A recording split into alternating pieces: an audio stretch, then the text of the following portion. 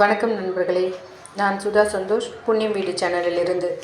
என்னோடய சேனலை பாருங்கள், பார்த்துட்டு உங்கள் ஃப்ரெண்ட்ஸுக்கு ஷேர் பண்ணுங்கள், சப்ஸ்கிரைப் பண்ணுங்கள்,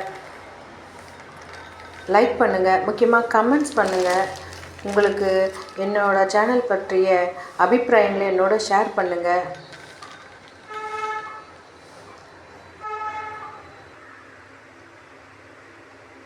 இது சைட் டிஷ், இட்லிக்கு தோசைக்கு சாப்பிடலாம். இது வேர்க்கடலை சட்னி. தேவையானது வேர்க்கடலை வறுத்துக்கணும், மிளகாய், பூண்டு, உப்பு. தாளிச்சா வேர்க்கடலை சட்னி ரெடி ஆகிடும்.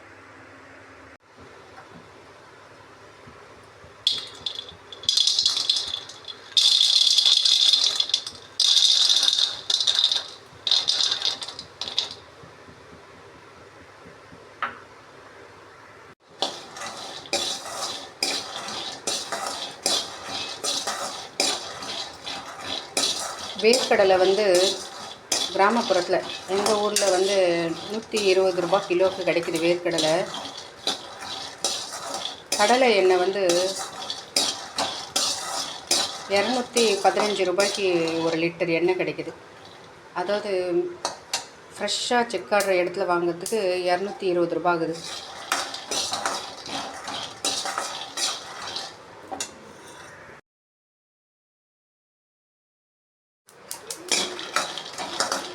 காஞ்ச மிளகாவும் இதிலே போட்டிருக்கேன் நான். இந்த கடலை வறுப்படும் போது மிளகாவும் கிறிஸ்பி ஆகிடும்.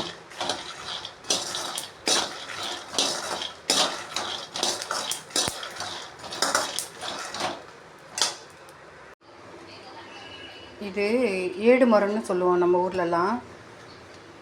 எங்கள் ஊரில் பொங்கல் சமயங்க வீட்டுக்கு ஒரு 5-6 மரம் வச்சுருப்போம். இந்த மாதிரி ஏடு மரங்களை பொங்கல் சமயங்களில் ஒரு வயசான பாட்டிங்க இந்த இது மேலே பூசுகிற இந்த இது இருக்குது பார்த்தீங்களா, வெந்தயம், காகிதக்கூழ், இதை ஒரு இதில் போட்டு எடுத்துகிட்டு வருவாங்க. வீடு வீடாக ஒரு ஒரு 2 ஜதை இந்த மாதிரி தேய்க்கிறதுக்கு இந்த பூசி விட்டாங்க. பூசிக்கு ஒரு நாள் காய வச்சாலே நல்லா இருக்கும் இந்த ஏடு மரம். இதுக்கு ஒரு ஜதை தேய்க்கிறதுக்கு 30 ரூபா கேட்பாங்க. அவங்க காகித குழு எல்லாத்தையும் ஊற வச்சு ஒரு நாள் முன்னாடி நைட்டு ஊற வைக்கணுங்க. ஊற விட்டு கிரைண்டர்லேயும் அரைச்சிக்கலாம், மிக்சிலையும் அரைச்சி இதை மேலே தடவி விட்டால் கொஞ்சம் நல்லா இருக்கும். இது லாங் லைஃப் வரும், நல்லாவும் இருக்கும் யூஸ் பண்ணுறதுக்கு. இப்போது சில பேர் என்ன பண்ணுறாங்க, பெயிண்ட் அடிச்சிடுறாங்க. புது மரம் வாங்கின உடனே இது மேலே பெயிண்ட் அடித்து காய வச்சிடுறாங்க. ஆனாலும் இந்த மாதிரி பாருங்கள், இங்கே தெரியுது பார்த்தீங்களா, இந்த காகித குழு போட்டு தேய்ச்சா இந்த ஏடு மரம் நல்லா லைஃப் வரும். நம்ம ஒரு மரத்துக்காக அதை போட்டு நம்ம செய்ய முடியாது. இங்கே சென்னையிலலாம் எப்படின்னு தெரியல எனக்கு. இது வேர்க்கடலை சட்னிக்கு மிளகாய், பூண்டு, கொஞ்சம் புளி வைக்கலாங்க. இது கடையில் வாங்கின மாவு, நல்லா புசு புசுன்னு தான் இருக்குங்க. நம்ம தேவையான அளவுக்கு உப்பு, சோடா மாவு போட்டு கலந்து யூஸ் பண்ணலாம். கொஞ்சம் தண்ணியாக இருந்தால் நல்லாயிருக்கும், கொஞ்சம் கட்டியாக இருக்குது பாருங்கள். இந்த மாவோட கடையில் வாங்குகிற மாவு இது. இந்த மாவோட டெக்ஸ்சர் இதில் சோடா மாவு ஆட் பண்ணியிருக்காங்க. நம்ம கொஞ்சம் சோடா மாவு இல்லாமல் உப்பு போட்டு கூட செய்யலாங்க இந்த மாதிரி மாவுக்களை. இந்த நம்ம ஆட்டி வச்ச மாவு இந்தளவுக்கு டெக்ஸ்சர் வராது, கொஞ்சம் சோடா மாவு ஆட் பண்ணியிருக்காங்க. தினமும் இட்லி தான் செய்கிறோம், ஆனால் நம்ம சைட் டிஷ் மட்டும் கொஞ்சம் மாற்றி மாற்றி செஞ்சால் நல்லா இருக்கும். வேர்க்கடலை சட்னி ரெடி ஆகிடுச்சு.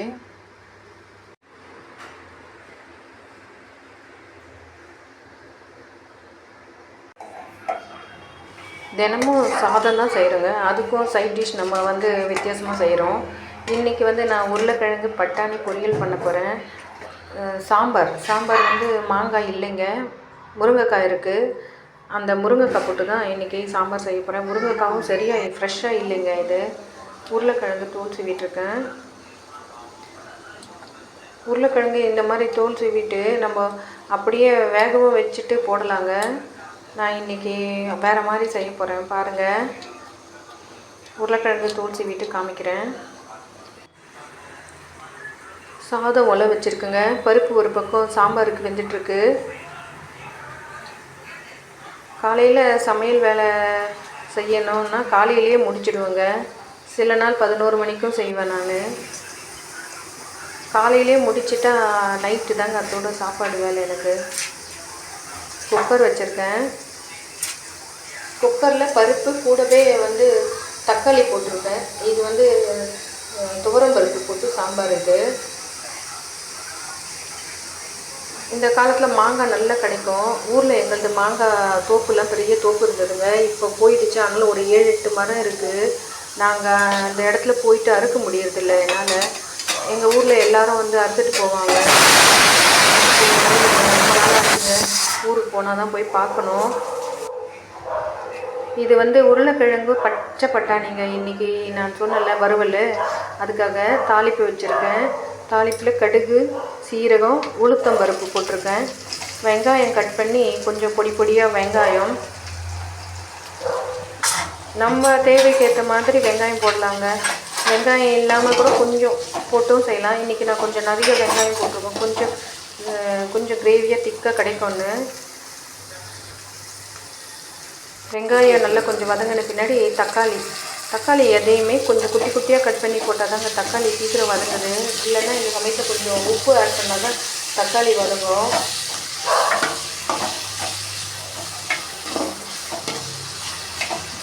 நான் இன்றைக்கி இஞ்சி யூஸ் பண்ணல. இஞ்சி போடலாங்க, ஆனால் நான் இஞ்சி யூஸ் பண்ணல.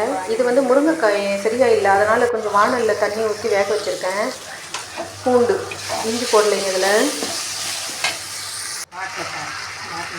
உருளைக்கிழங்கு பச்சை பட்டாணியும் வாணலில் போட்டு வச்சுருக்கேன். இது ஆக்சுவலாக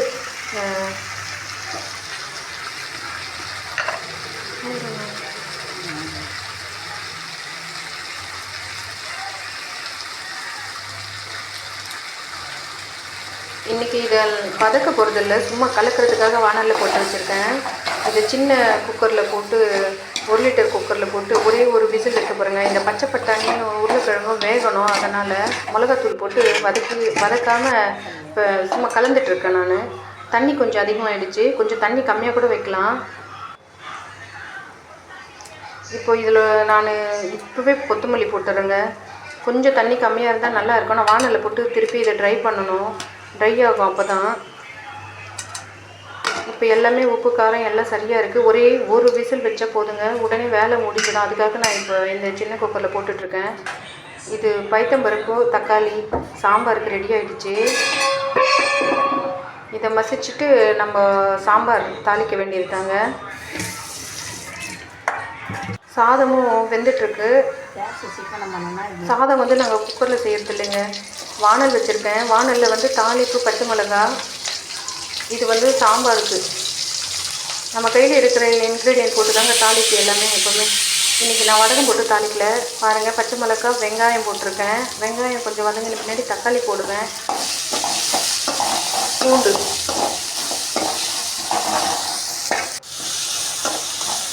பூண்டு போட்டு தாளித்து இதை கொஞ்சம் வதக்கிட்டு நம்ம தக்காளியை ஆட் பண்ணி, நான் மஞ்சள் தூள் பருப்புலேயே போட்டிருக்கேன் ஆல்ரெடி. மஞ்சள் தூள் கண்டி போடலைன்னா இந்த சமயத்தில் போட்டுக்கலாம். பெருங்காயத்தூளும் இந்த சமயத்தில் போட்டுக்கலாம், மணமாக இருக்கும் நல்லா. கருவேப்பிலை இருந்தால் கருவேப்பிலை போட்டுக்கலாங்க. கொத்தமல்லி மட்டும் கடைசியாக தூவி இறக்குனா நல்ல மணமாக இருக்கும்.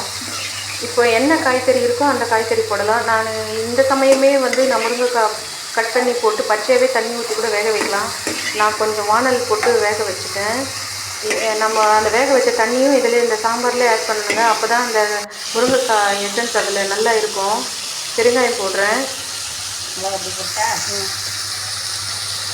மிளகாத்தூள் போட்டு இப்போ நம்ம ஆல்ரெடி நல்லா முருங்கைக்காய் வெந்துட்டு இருக்குங்க. இப்போ உடனே ஆகிடும், அதனால் அவசரம்னா இப்படி பண்ணிட்டுங்க. நம்ம சாம்பாரோட திக்னஸ் இப்போ கொஞ்சம் திக்காக தான் இருக்குது.